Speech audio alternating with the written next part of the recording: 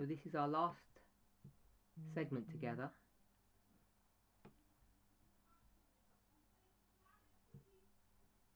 And this is a question and answer session.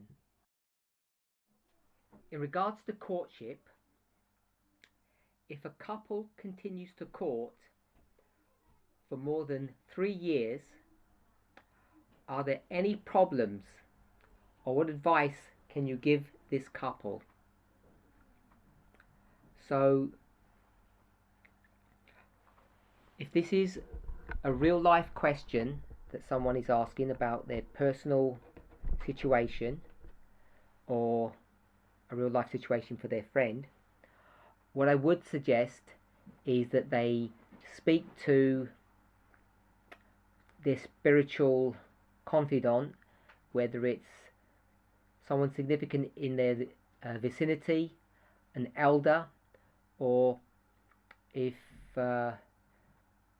people are so inclined, elder test they may approach.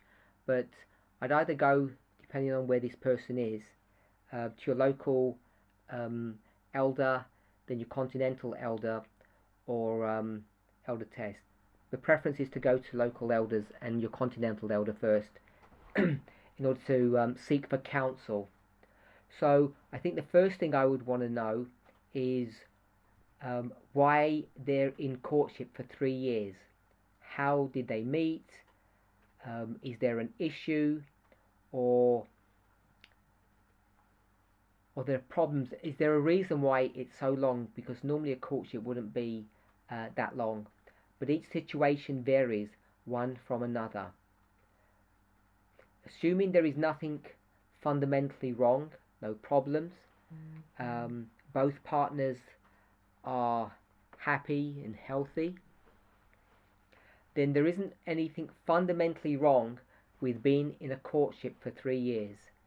There are no set rules or set regulations that it has to be a fixed time period, 12 months, 15 months.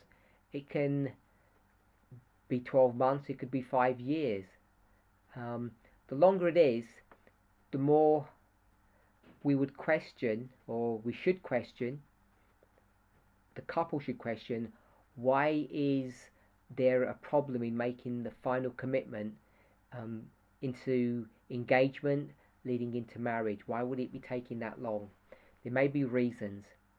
Someone might be in education and they may not be able to feel ready. There sometimes may be financial constraints. But if there's problems between yourselves, then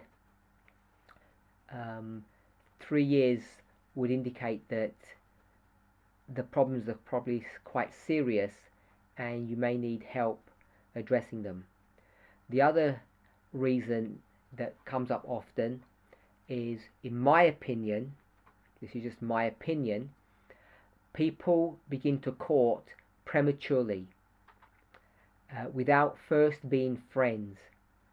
And I think it's important to develop a friendship with somebody, often beginning as a platonic friendship, and then it may feelings may develop after that, but just to get to know someone without sharing how you feel about them. And as that friendship grows and develops, love will grow and develop, and you'll get to a stage where you will realize that you are in love. And at that stage, I think courtship is an appropriate move to make.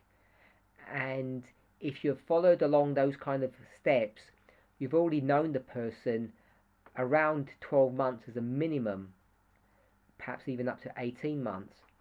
And so a 12-18 month courtship doesn't sound particularly short. Often, particularly in the past, both men and women have felt in this movement that they're not allowed to have friendships with someone of the opposite sex. And because of that, if someone has liked somebody, they jump from 0 straight into courtship. And in those situations, 12 months would probably not be long enough. I think people can get themselves into problems with a 12-month courtship with virtually no relationship beforehand. I'd recommend that someone watch the presentations that we've done recently, and also the presentations that I did in, I think it's 2018 in France. I like to think it was last year, but I think I got corrected recently. It was 2018. It's an 11-part series on courtship. So I'd recommend people watching that, or the recent studies on relationships that we did, and we addressed this point in a bit more detail than I've mentioned now, particularly the 2018 studies. So hopefully I've answered that question. So the next question, this is another courtship marriage question. We've had quite a few of these now. This is the scenario. I'm assuming it's real life, and I'm assuming it's from Zimbabwe because it speaks about the bowler. As I say, I'm not an expert on the bowler, but for those who are not familiar with the term, I'm going to use the word dowry and substitute that for the bowler. And I think it's a close enough association. With dowry, people often just think about the money or the exchange of, an animal, often tens of animals. And I just want to remind us that even in a system like that of dowry, that it's more than just the exchange of money. There are other actions that you have to do, other rituals or ceremonies that are connected with the whole subject of dowries. And it certainly is with lobola. In most cultures that practice this, it's not just you pay a check and everything's done and dusted. It's more complex than that. So, this is the scenario. I entered into a lobola contract years ago. Years ago to me sounds like more than 2 or 3. I was charged X amount of dollars and paid what I had, and I was left with a debt or a balance. So the person doesn't give the amount. This is obviously a brother, because it's the brothers that pay the money. And I'll give an example. He was charged $100. It's much more than $100, of course. He only had 50, so he paid 50 as a down payment, perhaps you could call it that, and he was left with 50. That was the balance. The numbers are much, much higher than that.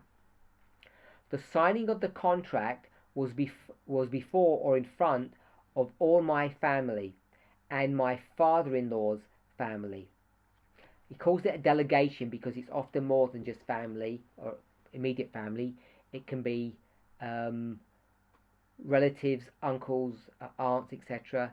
Sometimes leaders, community leaders. In different parts of the world, they might call it their clan leader or their tribe leader. So it's a delegation. I signed acknowledging I left a lobola balance, and I was to come back and finish paying the balance.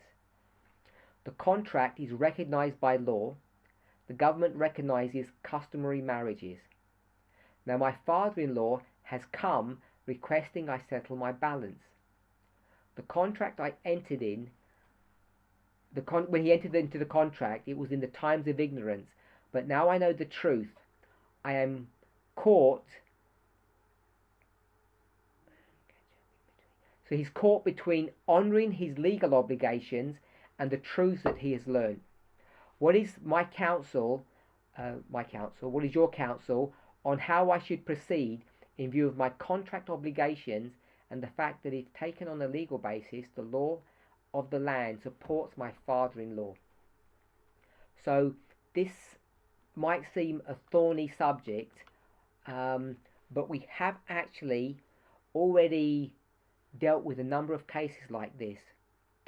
And if my memory serves me correctly, I think we may already actually be in print on this issue.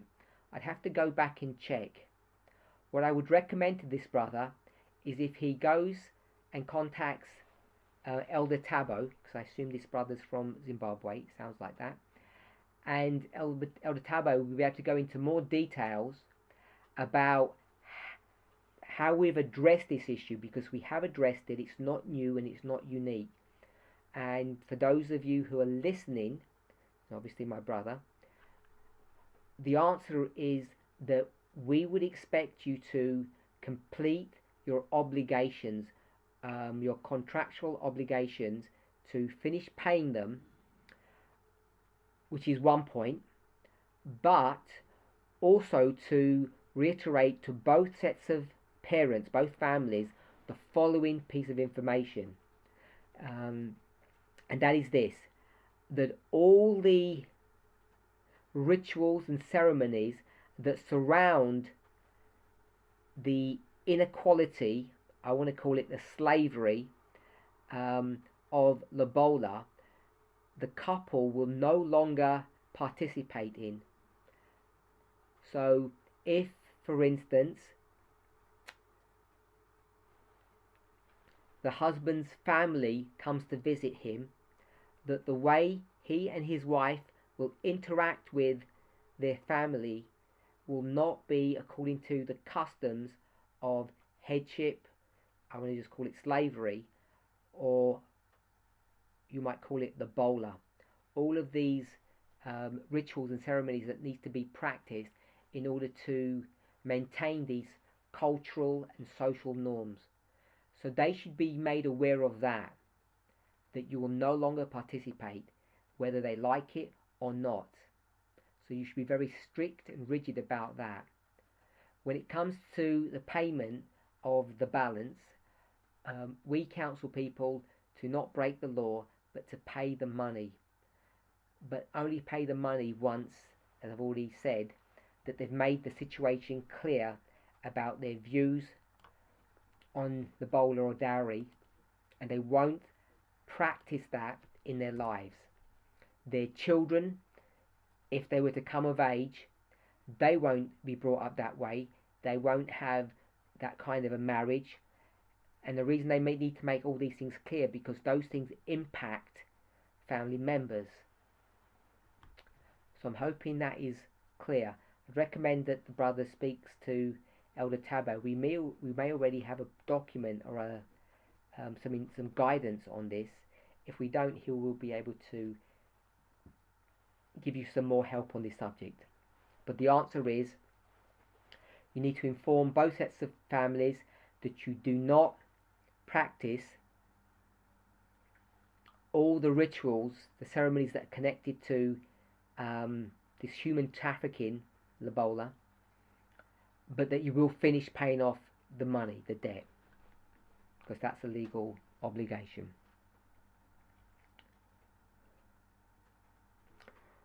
Next question. What is the true diet that God gave to his people? So the reason someone has asked this question is because of a question yesterday about medical missionary work. And it's a question that's come up a number of times. People have questioned, what is the movement's position on the medical missionary work? What impact will it have upon our work of, I guess, evangelism when we go to the world? And the reason they ask these questions is because Ellen White speaks so strongly on the subject. First of all, we need to understand that all of what Ellen White has told us needs to be contextualized and understood in its context. And the reason why I say that is because some of the branches of the medical missionary work are pretty much redundant today. We don't have to tell people to bathe regularly. Everybody does that. Exercise. There's so much information, so many government programs, so many gyms that are available for people to exercise. It's not like people don't know that. Fresh air, sunlight, etc. The problems that surround vitamin D are all subjects that are in vogue. So a true medical missionary isn't going to find some kind of niche market in that area. And what I highlighted was the problem that people, human beings, don't know how to eat. So the subject of diet reform is still, I'll just call it a hot topic. It's still, there's lots of avenues to and opportunities to help people.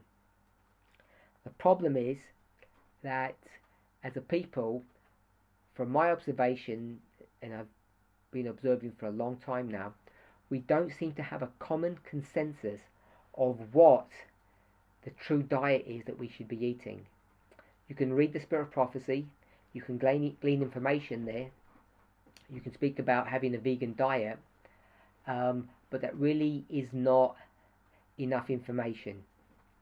So it's not my place here, because I think we'd have to go into it in some depth to talk about what the true diet is that God gave to his people. But I want to just say it simply, rather than just saying I'm not talking about it, and that would be to say this: that as much as possible, if you can eat a whole plant-based diet, you would be well served. And when I talk about a whole food plant-based diet, what I mean is not just eating whole wheat bread. This is just one example. I'm not picking on bread for any particular reason. This has nothing to do with gluten, which is in many ways a fad that people have picked up on to trying to explain many of the woes and ills that human beings have. So I probably get a lot of feedback on that, which is fine. But I think the scaremongering that surrounds gluten in a number of situations really is that. It's just scaremongering. There's very little factuality behind that. But separate to that, when I talk about whole food, plant-based diet, whole food is not just whole wheat. It's actually trying to eat food in its most natural state without it being mechanically broken down. So if you're going to eat some kind of grain, a whole grain, boiled, steamed, is better than that grain that is then ground up and made into whatever product you're going to have at the end of that. A pie, bread, any kind of flour-based product. So it's far better to eat things whole than it is to essentially grind them up. So if you can just remember that idea, whole food, which means eating the food whilst they're still whole, not just all the components to having that part, like whole wheat flour which has been ground down. So that's about all I want to say on the true diet that God has given to us. If you can eat that way, you'll do quite well without even me giving you any further advice than just that.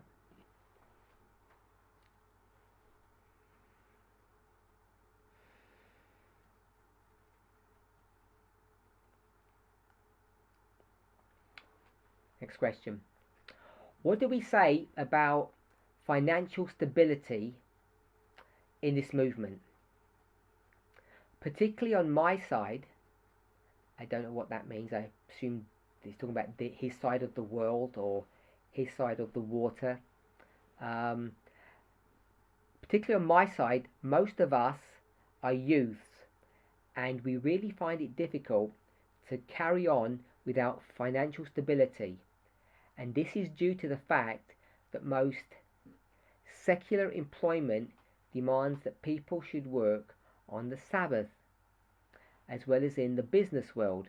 It's really difficult to thrive because of the normalized system of connection, meaning you need an inside man to work with you so you can get a job. We are faced with a lot of financial responsibilities, and this is really mentally heavy unto us, because we do wish to be financially stable in order to finance the work, our loved ones and ourselves. Is there any exceptions to these challenges in relation to working on Sabbaths or having to comply with the normalized systems in the business world?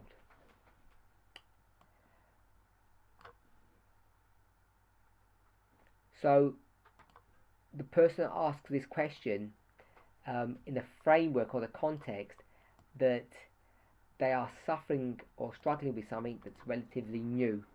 And I'm saying this is not a new phenomena.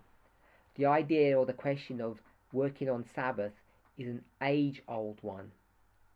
And if I can just simply answer it this way, there is no change in our position on working on the Sabbath. It was never good to work on the Sabbath. It is not good to work on the Sabbath. And in the future, it still won't be good to work on the Sabbath. There are some occasions when an emergency will occur. Again, I would refer someone back to their local leader or local elder to get more advice if they're unsure of what to do in their own situation. But generally, by and large, people should not be working on Sabbath. There has been no change. This is part of what Elder Tess labelled in her presentation of last month, this false freedom that people are experiencing.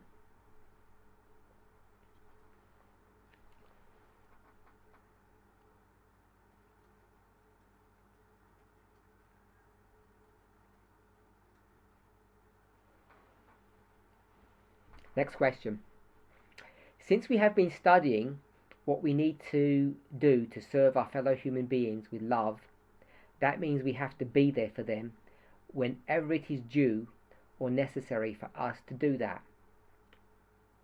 What's our stand or position regarding important events like attending a funeral or a wedding or a family gathering?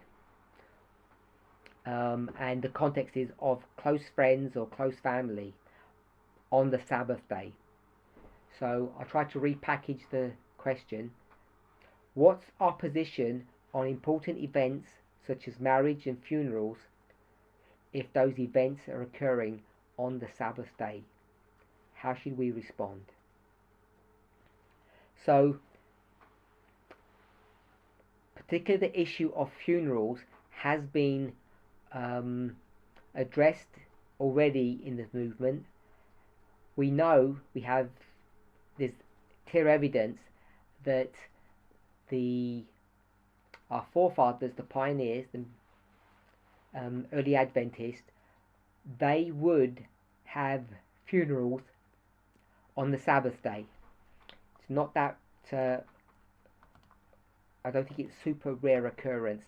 So we do have a precedence that people were being baptized on the Sabbath. Did have their funerals on the Sabbath. They were laid to rest on the Sabbath. So we know that happens. I believe that Ellen White attended a funeral, and I believe one of her close relatives also was interned on the Sabbath day. When it comes to a wedding, I think it's safer for me to let people make their own decisions. If it's someone who's distant from you, you don't need to go to their wedding because you're distant. If it's someone close, what I would counsel, rather than just going to the wedding, is to talk to them and explain to them how you feel, how you see things. And you can have one or two outcomes. Either you can show them, persuade them why you can't attend, and if they're truly close to you, they would understand. Or you get them to change the date. If you're close, it seems to me that it's a reasonable request to make. People will argue that it's you against 100, 200 people, depending on how many people go to this particular wedding, and you can never win.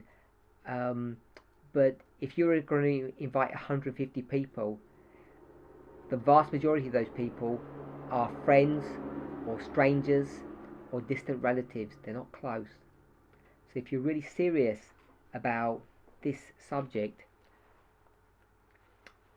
I think people should take heed to your request about changing the date.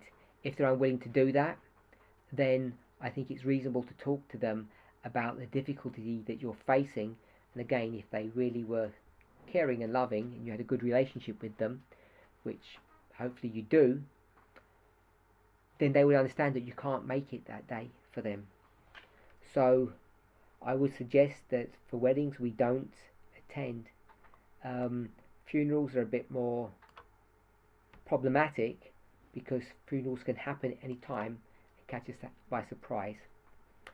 Someone's death can catch us by surprise, and you may have to attend a funeral on the Sabbath because that may be the only convenient time to have that funeral, etc.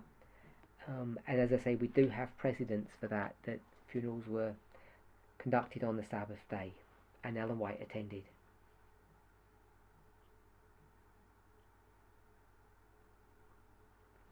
Next question, another business question. What is the position in our business transactions to either engaging, 1, in private-public partnerships, 2, getting loans or grants for business operations, 3, general dealings with governments and other corporations? Is it advisable to engage these long-term visions? So basically, how much interaction can we have with the world? I would begin by saying some of these connections that this person is describing are not long-term visions. Some of them are short to medium term. They don't have to necessarily be long. So I'm not sure what a private-public partnership is, but I'm assuming it's some kind of business that you're going into partnership with someone, and the person that you're going into partnership may or may not be someone in the movement. It's not clear, but the business that you set up is basically a public business. What I would suggest is the whole idea of getting into partnerships can be extremely problematic, and we should be very cautious about doing so. You really need to make sure you understand who it is that you're going into some contract with, because there are far too many cases where people in partnership have double-crossed their other partner and have run away with the assets. So please be careful before entering into a partnership with anybody. I personally would avoid it as much as I can. Point 2, getting loans or grants for business operations. I see no problem in getting loans or grants for business operations. I think people should do that. It's completely acceptable as long as you don't take too much of a loan, that you don't go too much into debt, that it's managed carefully and it can be repaid off. Then I don't see any problems getting loans or grants. Point C, general dealing with governments and other corporations. I think this leads on. This is also based upon previous question that I received earlier. I think it may have been yesterday, about engaging with the world, because the world is Babylon. Without going into all the finer details, what I want to say is, yes, I believe it's completely and perfectly acceptable to engage with governments and other businesses in the line of our work, whatever that may be. I don't think there's any problem in engaging with the world at that level.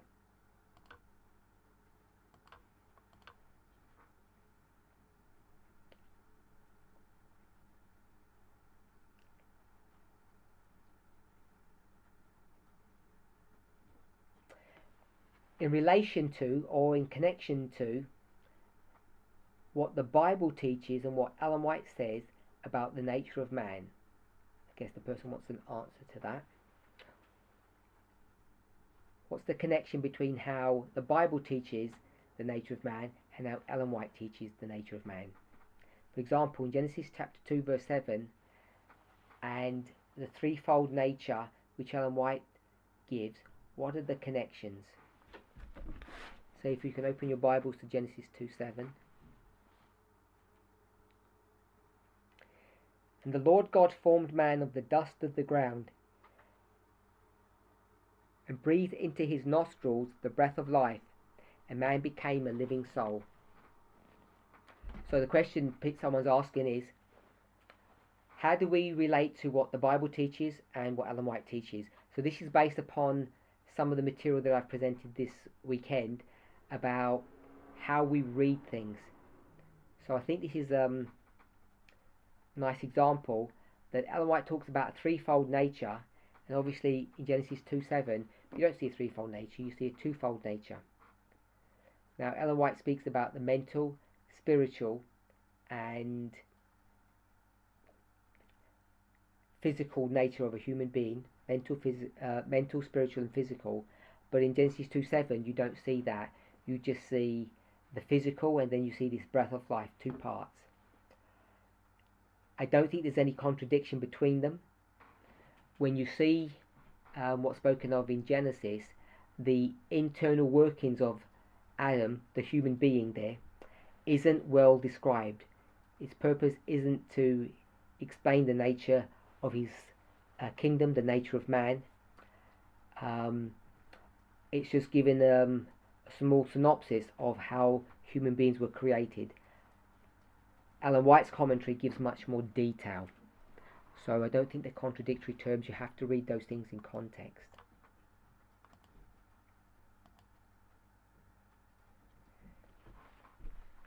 Can we participate in voting for the president whom we have seen that he is helping the last... Let me try to rephrase this. Can we participate in voting for the president whom we have seen that he is helping the last 6 commandments?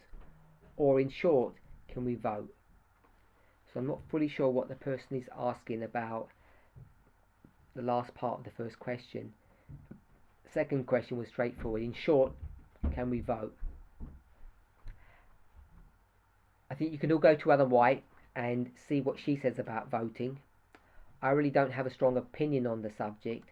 I think if you were to read Ellen White's position on the subject and try to understand how you would apply that here at the end of the world, I think you'd be able to make a decision for yourself whether or not you would vote or not vote.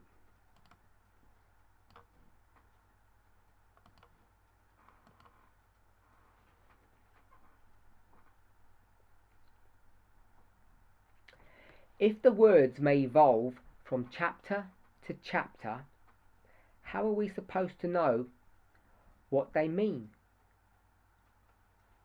What is the technique we should use to identify the meaning of a word? So there's not one specific technique. There are a number of techniques to understand what the meaning of the word is. First of all, you'd want to either use a lexicon or a dictionary to try to find out the meaning of the word, the dictionary definition. And then what you really want to do, because the question is about the meaning and they're using it in the hermeneutical sense, how would you find out the meaning? You have to use various techniques, and I'll just give 3. You need to bring all the statements that are connected or related to one subject together. Then you have to take context, and then you need to understand whether you're dealing with a principle or a policy. Now, that may be too fast for some of you, and if that's the case, I want to recommend that you go to last week's study where I've discussed those 3 principles in some detail.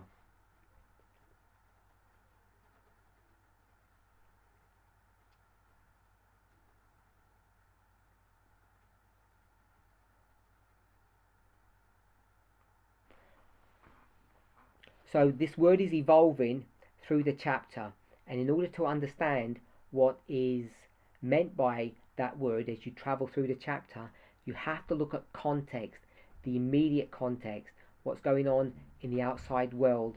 You have to bring in a number of pieces of data in order to understand clearly what it is that you're reading. You can't just read and assume that you worked it out before, and therefore that model or idea holds true.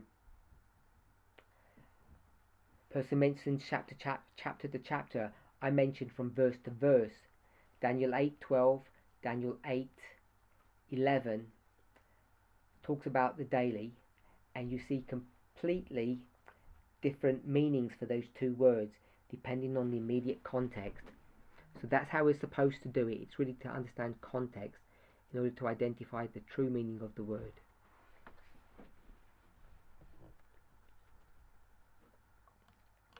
Next question. The presentation that was done last week, if I understood correctly, you mentioned 3 rules that we should consider. Bring all the content, connected statements together, look at context, and then principle or policy. And that's correct. They're the 3 issues that I spoke about when you read a passage in Scripture. Then the questioner says, can you give an example of these rules or principles in action? How do these rules or principles operate? How do they work? And I'm not going to answer that question. That would be a bit too detailed. If I get an opportunity in the future, I'll try to give some more examples on this subject, but I don't have anything to hand, and if I did, I don't think I'd want to share it quite yet.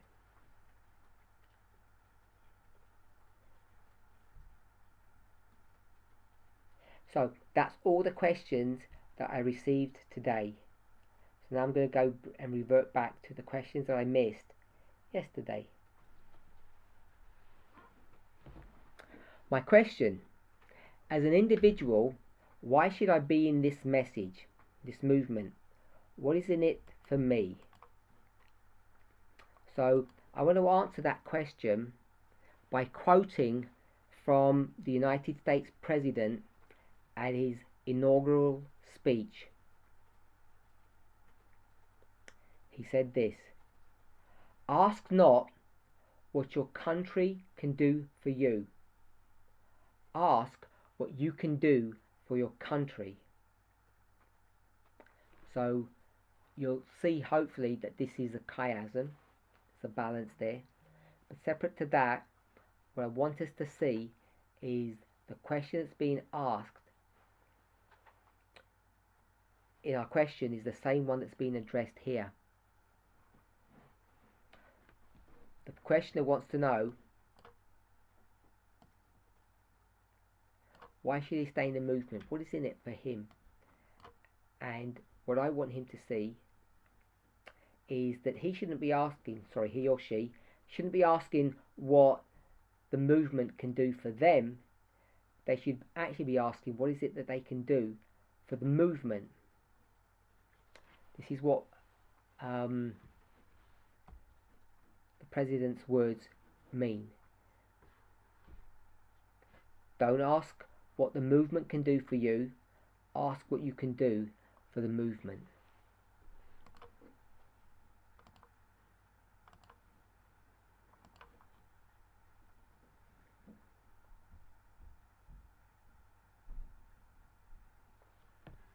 Are the prophets in this generation subject to the rules and experiences of the dispensation 1989 to the Second Advent? I think broadly speaking, yes. How are we to understand the concept that the second messenger does not make mistakes in light of that? In other words, how do hermeneutics apply in what the prophets of this generation say and seem to develop as their understanding grows? So there are a number of things that I want us to get to grips with here.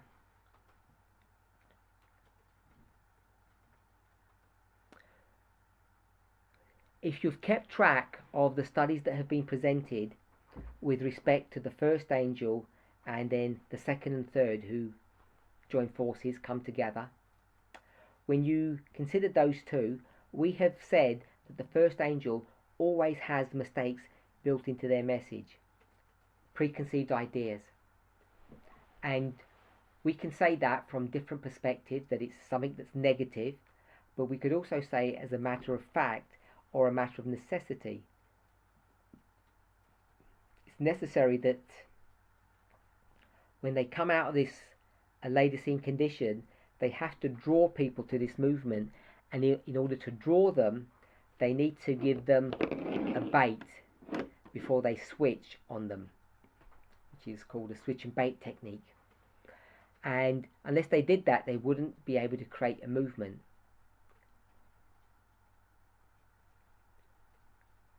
Once the movement is created, then the dynamics change, and this is where the second angel begins to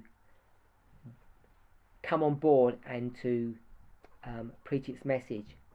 And in this context, this is where the second angel comes, because now you have a mature, stable movement that isn't wet behind the ears, if I can use that phrase. And so the way the second angel is going to approach things as directed by God is without mistakes.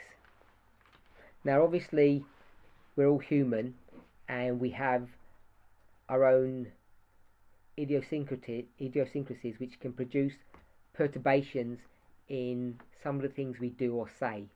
That goes without saying, of course. And also we do continue to learn. That also needs to be considered.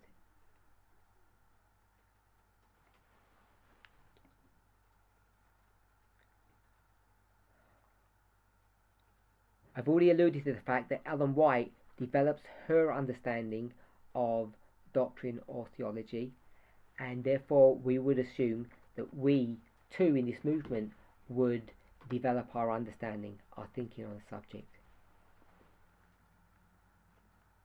Just trying to make sure I've answered all the points in the question. Are the prophets in this generation subject to the rules, experiences of the dispensation? Yes, they are. How are we to understand the concept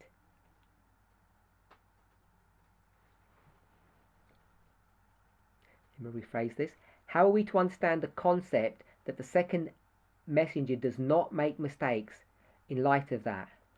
I think when it talks about these mistakes, what we want to, or at least what I want us to understand, is mistakes that are provided, this might be an unusual way to say this, provided by God. There aren't mistakes that God needs to introduce into this movement, particularly when it comes to the second and third, in order to make a point or to deliver a particular truth or do some good to the movement, as was necessary with the first angel. So when we have spoken about the first, second and third angels and the mistakes they make or don't make, I think we need to be careful how we're approaching this. Person then goes on to say, in other words, how do hermeneutics apply in what the prophets of this generation say and seem to develop as their understanding grows?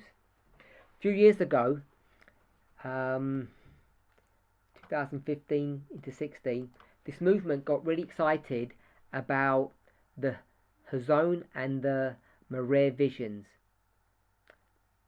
And when they did that, they gravitated to Daniel chapter 10.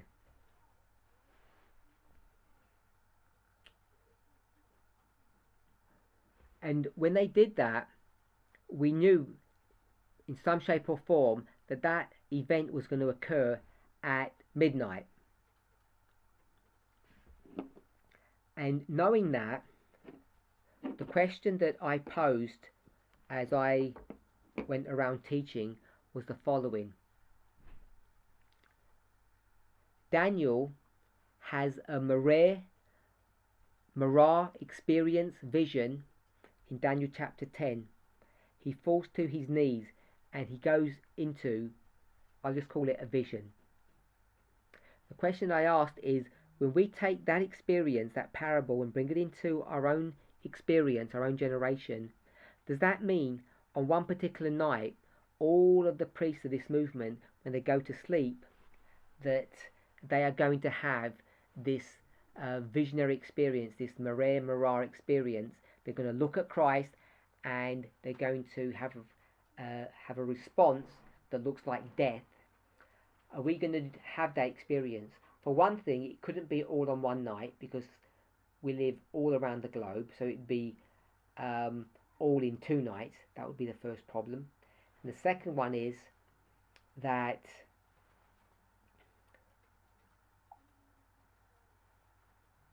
do we really expect us to have a supernatural experience in that way when we have striven not to introduce such spiritualistic elements into our teaching? What I described, which and I think is a much more accurate idea of what's about to happen, back then of course, was the following scenario. That we would have a fresh revelation of Christ, the Marah vision, connected with the Marah vision. We would have this vision of Christ through Scripture. So we'd read familiar passages that we've read perhaps numerous times before and see them in a new light. And that would give us the revelation of Christ that we need at this juncture, and also to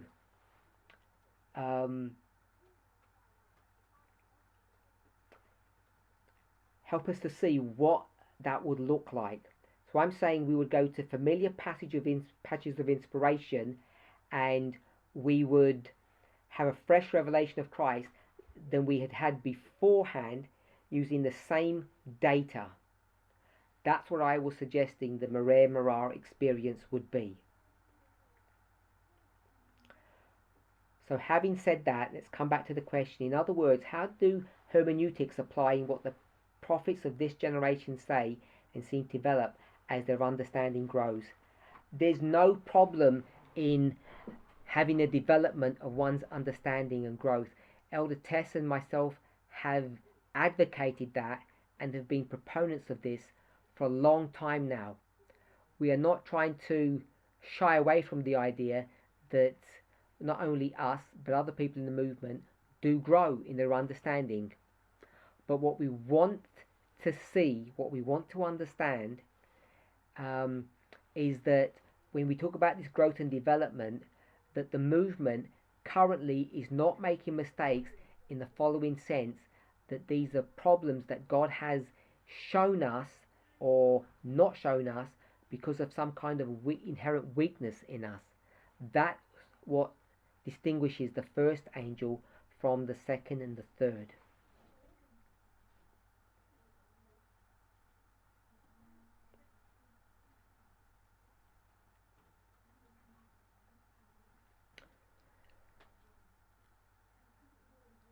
This is question 12 from yesterday. I mentioned, that prophets are not immune to the time and environment in which they live, and that infiltrates into their writings, into their teachings. If one does not accept this fact, they have either one of two options. They suppress the obvious truth, or they reject the spirit of prophecy in the Bible, but not the pure biblical morality. Can I elaborate on how one actually rejects the spirit of prophecy in the Bible while still holding very much onto strict biblical morality and appearing to be a very good Seventh-day Adventist? So I want to just make a small point. It really isn't a big one, and I don't want to make a huge issue out of it, but I'm not overly persuaded that there is such a thing as biblical morality. Depending on what we mean by biblical, if we mean the Bible, the book itself, morality existed long before the Bible was ever written. Morality existed in the hearts and minds of people long before they ever had access to the Bible, even after it had been written and it had been locked away. So I don't think there's this thing called biblical morality. I think there's either morality or the opposite, which is immorality. Don't know if there's something called biblical morality, but I guess what this person is talking about is the rules and standards that God has set up as being right and wrong. And we could just turn to, say, the Spirit of Prophecy or to Ellen White's writings, and they would define what God identifies as being right and wrong. I would like to direct us to the studies that were done in Portugal, and we spent a number of hours looking at the subject of morality. And the reason that becomes important is because morality is dealing with the subject of truth and error, what is right and what is wrong, in the context of a relationship. It's not in the context of some absolute theory or idea. Morality is all about relationships. And because of that, I'm not persuaded there is such a thing as biblical morality, but there is a morality, there is a behavior that God expects his people to follow. And I'm not arguing that it's not written out in the Bible, but I guess that's what this person means. But many of those principles can be derived empirically by experience. You don't need inspiration, and hopefully without being misunderstood, you don't actually need God to work it out either.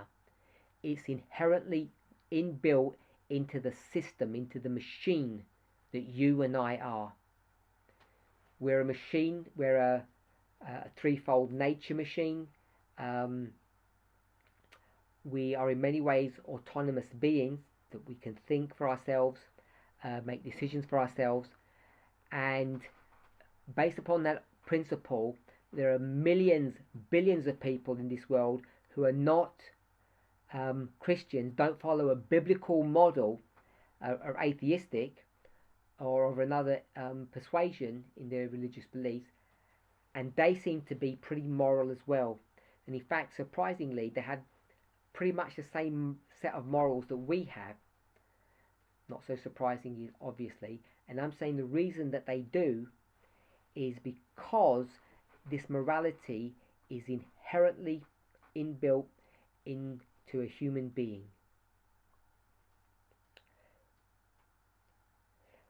People often think that human beings are inherently evil or sinful.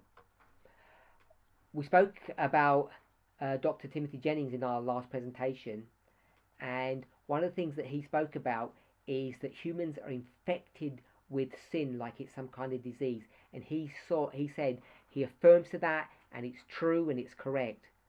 And it's not, I'm not here to challenge or argue with him, but I do want to say that there is strong, unequivocal scientific research that proves and demonstrates that babies from a very young age are inherently, that means it's part of their nature, they weren't trained this, it's inbuilt, they are inherently empathetic. They can have empathy at an extremely young age. And however... Hello, Elder Parminder. Sorry, the translators are saying you're going too fast. I'm sorry. Could you please slow down a bit?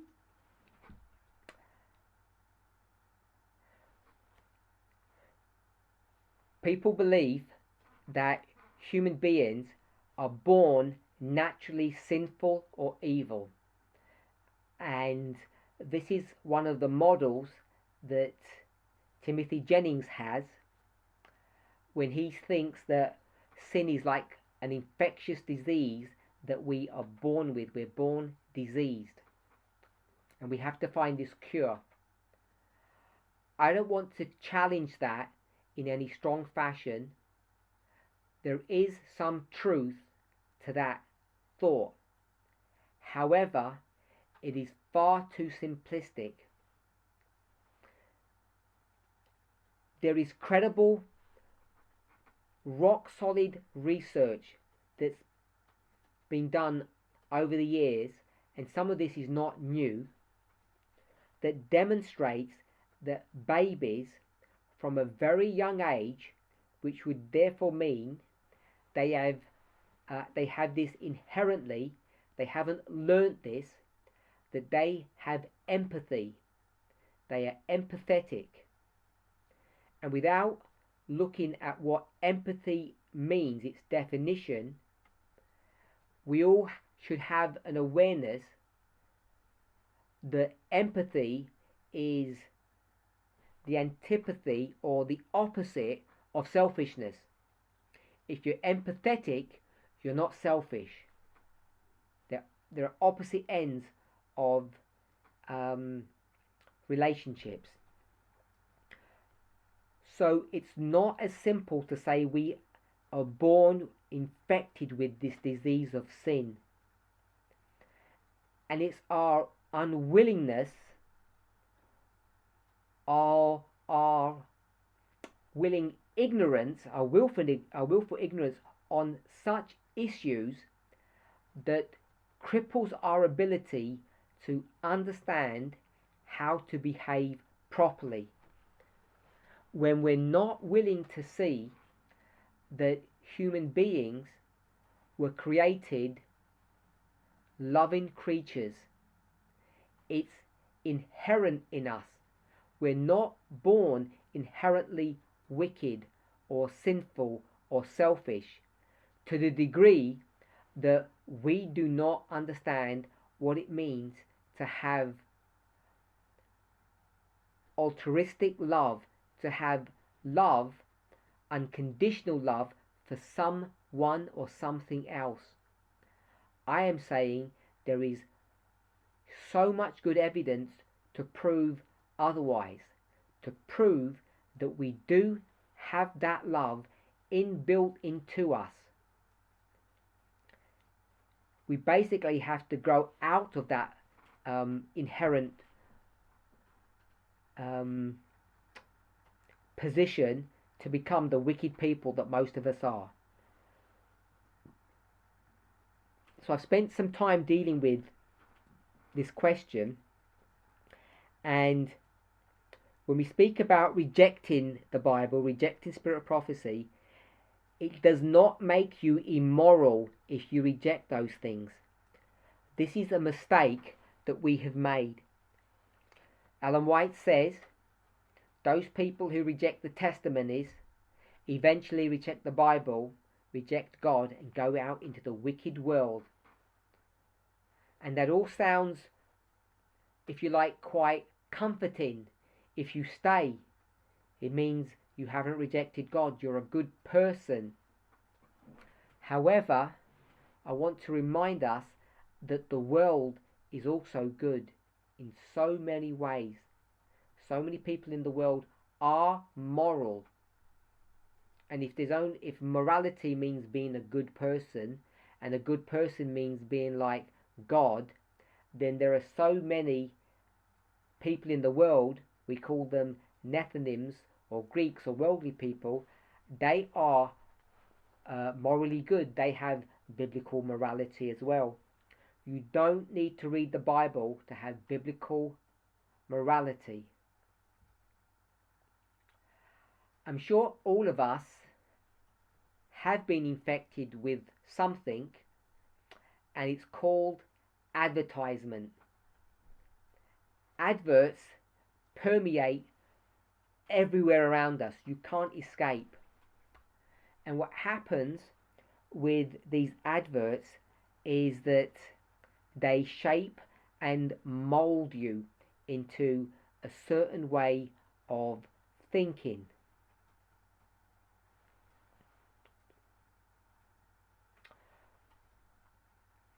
They persuade you, for instance, to buy some washing up powder. They draw you in almost unconsciously through branding, through catchy phrases. What I want to say is that the Bible didn't copy that idea from them. They copied that idea from the Bible, from God. They worked it out. The Bible wants to draw you in. It does not want to draw you in morally. It doesn't need to do that because we are inherently moral beings. We don't need the Bible to teach us morality. I've spoken about this for over 3 years, and today there are still people who will tell me that God has made them good, that they used to be selfish and they prayed a lot and now they're not so selfish, that it's praying or reading about Jesus that has done that for them. And I would beg to differ. I understand by beholding we become good. If we read stories about helping people, when we come to a place that someone needs help, that story will be triggered in our mind and we'll think, yeah, it'd be good to help. This is how advertising works. When you go to the supermarket and you have to choose between 3 types of detergent, almost unconsciously you will choose the one that you saw on an advert. It has that powerful influence, and that's what the Bible does. It wants to draw you in, and the more it draws you in, what you end up seeing, which is God's plan, is the deeper meaning behind what you're reading. And we in this movement call that prophecy. So the reason the Bible is so engaging, is so interesting, because it talks about these human interest stories that draw us in and captivate our attention so that we can hopefully delve a little bit deeper and learn about prophecy. That's the intention of it. It's like if you were given some medicine to take by your mouth, you would use a chaser of honey or a sweet drink to take it down, to neutralize the bitterness. And that's what the Bible is doing. It's a really clever methodology. So you can throw away the Bible and you will still be as moral as you were before. I don't think you need to read those Bible stories to make you into a moral person. However, if you read the Gospels over and over again, things begin to get imprinted in your mind. So when a situation arises and you have to decide between good or bad, those stories reverberate in your mind. Those synapses have already been connected of doing good. So it's easier to do good than bad because you've read so many stories on this, and you will fall into a groove of doing good. It's like habit. So the Bible does help from that perspective. I'm not arguing that. But what I do want to say is, if you rejected the Bible and the spirit of prophecy, you will destroy your ability to understand prophecy, but you won't necessarily jeopardize or destroy your ability to be a moral person. I don't think it works that way. So the question ends by saying, can I elaborate on how a person rejects the spirit of prophecy and the Bible while still holding to strict biblical morality and appearing to be, they say, a very good Adventist, I'm saying a very good person. And hopefully I've explained how that works. It really does work that way. You can be a good moral person, an upright citizen, without being an Adventist or without believing in the spirit of prophecy. The Bible and the spirit of prophecy give us much more than just morality in that sense. Question 13.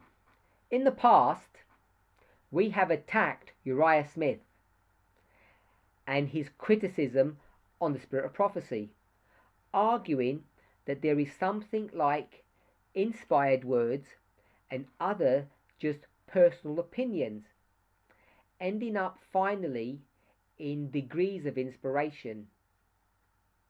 Aren't we doing the same? No, we're not doing the same. Whoever's question this is, at least I don't think that I'm doing the same. Are we not doing the same when we say some statements of hers are influenced by the sexist views of her time and just are incorrect? Or in other words, was Smith wrong at all at the end, regardless of his motivation? Aha. Motivation is critical. Let me repackage the question. Uriah Smith and others are going to develop an argument that not everything Ellen White says is inspired. Some bits are, some bits are not. And the questioner is saying, Elder Parminder, aren't you saying the same thing? And I'm saying, no, I don't believe that I am. What Uriah Smith did, his objective was to destroy Ellen White's influence. He had an objective that on the present truth testing issues, he wanted to destroy her influence. What I'm saying is when we go back into Ellen White's writings and we look at them objectively, I'm not trying to destroy her, I'm trying to lift her up and place her writings in their proper, true setting. That was not Smith's objective. Motivation is critical in understanding what is right and what is wrong. You cannot just look at the act, you have to look at the motivation. And Uriah Smith's motivation was, above all things, evil. They were not good. And of course, my motivation is pure, honourable, and righteous, unlike his. So, I'm not doing the same thing as him at all. I'm just being objective to the fact that when God chooses a prophet, they become part of the story as well as objective analyzers of the story. They can't help that. It's part of human nature. I'm just observing a fact. What Uriah Smith was doing was a sustained attack on Ellen White and her ministry because he didn't like what she said. He wanted to have cognitive dissonance. And I'm hoping, and I guess you're hoping, that I'm not doing that same thing as well. Question 14. Pertaining to your statements about a prophet being influenced by the times and susceptible to teaching something wrong, but seeing their thoughts on a matter evolve, is that same principle applicable to this dispensation? Not only the first angel, Elder Jeff, but the second and third angel. Thank you for not putting my name there. But the second and third angel, and how does that tie into the study of the second and third angels? Don't make mistakes. So I do want to add Elder Tess's name there. Elder Jeff, the first angel. Elder Tess, when we start thinking about the second and third angel, she has to fit in that story. Are they open for scrutiny? What does it mean that they don't make mistakes and that we are to have implicit trust in them? Are they not susceptible to a cult of personality as well? So this is a question that comes up over and over again. And whilst I don't want to disparage this question because I'm trying to answer it, I do want to say most people who ask this question do so in order to destroy the influence of the present truth messengers of this time. There is nobody in the dispensation when Elder Jeff was doing his work that was speaking about him in this fashion. And I want to tell you all, including the questioner, this idea is not a new one. We didn't work this out in the last few months after Elder Jeff left. This principle, this idea, has been understood and was alive and well for a long time while he was the leader of the movement. And no one spoke about him in this context. So my initial thoughts to answer a question such as this is that we should be careful about the way we frame our questions and what we ask. When someone says, are they open for scrutiny? The obvious answer is, of course we're open for scrutiny. Now, I don't know what's in the heart of this person, but questions like that, in my experience, are questions that are designed to entrap the person who answers them. For me to say, we're not open for scrutiny, it's obviously crazy. Especially when I spoke about when truth is presented, etc. Scrutiny is perfectly fine. I'll read it again to you. Superficiality is the bane of scholarship. Truth has nothing to fear from thorough investigation or scrutiny. It thrives on scrutiny. Its very nature courts the light. We are open to scrutiny, and anyone and everybody is free to scrutinize what we say and what we teach. I, like every single one of you, is part of this story as well as being an objective observer of what's going on. And when I have been taught things by Elder Tess, in the same way that you have been taught things by her, she has had to be open to my scrutiny as well. I don't know if people think that she and I have some secret alliance, some club, that we have a pact that whatever she said, I would just buy into it, accept it, hook, line and sinker. Of course not. When I was confronted with the Midnight Cry message, with the issues of nationalism, racism, of homophobia, of sexism, of sisters wearing trousers, of sisters becoming elders, I had to scrutinize the things that were confronting me. So she has come under my scrutiny. And I'm sure she would testify that when she first joined the movement, she would scrutinize what I would teach and preach and discuss. So of course we're open for scrutiny. We have scrutinized each other. You might believe that me scrutinizing Elder Tess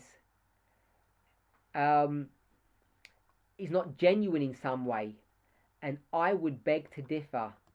I would say that my scrutiny is as good, if not better than most people's scrutiny, not because I'm better than most people, but because I know her better, and I'm therefore able to scrutinize her in season, out of season.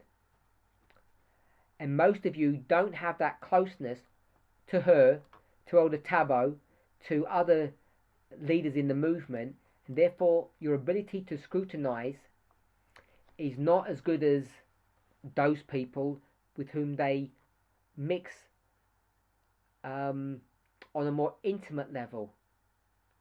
So every single one of us, of course, should scrutinize. We have never said anything contrary to that. The question is, most people who scrutinize, from my experience, the way they do that is often in an unhealthy and disparaging way,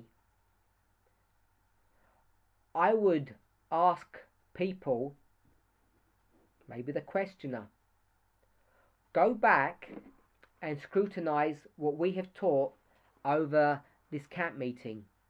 Check if I have made errors or mistakes. I don't mean typos or misspellings. I mean fundamental mistakes in what I've taught. Go back and check my analysis of Brother Jennings' work and how I have spoke about him. Go check those people who have had first-hand testimony of the scattering that's going on in our movement today by these wolves that have entered into the flock and caused people a great amount of distress. Go and check those things, scrutinize them, and after you have done that, it would be well to actually come back and give your testimony, because what I tend to find is people who do this scrutiny, who ask for the right for scrutiny, they almost seem to be doing it in the sense of baiting us. But once they do scrutinize, they never come back and actually say, yes, we have been found to be correct and true and accurate. So, by all means, we should all be scrutinizing what's being taught. Then it says, what does it mean that they don't make mistakes? I've already explained what it means not to make mistakes. It means this movement is mature. It means that God is not going to introduce or allow us to have a mistake or an error taught in the movement because we didn't know any better. In 1989, there was no way that a Sunday law was ever going to be enforced by the United States or the United Nations, the 6th and 7th kingdoms of Bible prophecy. That was never going to happen. Why is it that that was taught? Was it just some craziness that Elder Jeff had? No, I don't believe that. We've spoken about this extensively. What happened was that God was dealing with a movement that was later seen in its thinking. And in order to draw them into this movement, to draw them out of Adventism, the creation of the stone, God had to use something. And what he had to use was this pre-existing erroneous ideas of end-time prophecy. We no longer have those erroneous ideas. That is what it means when we talk about mistakes. And then the questioner speaks about, are we to have implicit trust in them? If you trust the methodology, then yes, you should have implicit trust in those people that God has raised. If God has raised somebody, why would you not have implicit trust in them? If you don't believe that God has raised them up, or you believe that they have made shipwreck of their work, then don't have implicit trust in them. Leave the movement and start your own movement, or have a coup d'etat and depose those people who are leading the movement and take over, because that's what the natural order of things would be if someone doesn't have implicit trust in the leaders of God's movement. Then it says, are they not susceptible to the cult of personality? Of course they are. Everybody is. Everybody's susceptible to failure. What you have to ask yourselves is, have they failed? Not are they susceptible to failure. I would ask the question, was Jesus susceptible to the cult of personality when he came down at his first advent? I don't know how someone would answer that question. Was Jesus susceptible to the cult of personality? If your answer is no, all good and well. If your answer is yes, then I would say that the questioner, or this question, is a pointless, is a vain or a moot point. Because if Jesus is susceptible, of course every human being is susceptible. And therefore, what's the point of asking that question? Except, it seems to me, to cast some kind of doubt on the ministry and the authority of God's appointed messengers. By the way, in my opinion, and I don't think it's just my opinion, my reading of Spirit of Prophecy is that Jesus was susceptible to the cult of personality. In fact, I would venture to say that was one of the 3 temptations that was offered to him by Satan when he went into the wilderness. He wanted to make him into a cult leader. Judas Iscariot wanted to do the same. There's plenty of evidence that Jesus had that temptation to be that leader. I would call it that false view of the Messiah. So if Jesus is susceptible, every human being is susceptible, and therefore it's a vain question.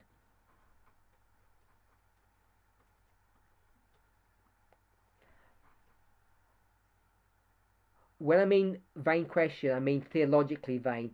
I'm not trying to infer that the person who asked the question is necessarily evil. I don't know the motivation or the heart of the person who asked the question. It could be completely genuine, but I'm saying theologically this is a vain, pointless question, because everyone is susceptible to the cult of personality, even Jesus Christ.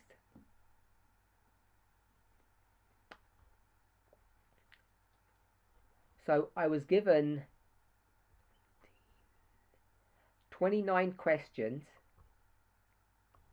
and I'm sorry to say that I've got 5 left. So I answered 24 out of 29 questions. I'm sorry I didn't get to answer all the questions. For the person who asked about dancing and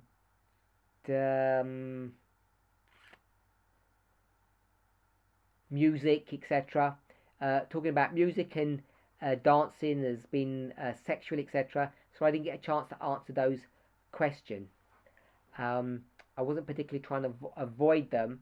I just thought the other questions were more pertinent to the discussion at hand. Our camp meeting is over. I want to thank you for all participating. I want to thank you for being invited to be able to share my thoughts with you. I hope we've all had a blessed time together. And for those of you who are willing and able, I'll meet you next week. Not same time, same place, although the place will be the same from where I am, but it won't be at the same time. It's another 3-day camp meeting, I believe. Friday, Sabbath, Sunday. The times are slightly different. They will get posted in the various forums, and if you're able to, I look forward to meeting you. For the others who won't be able to make it, it's been a blessing fellowshipping with you, although it's not really two-way communication, but I hope that in some shape or form we've had some kind of connection one with another. God bless. Let's pray.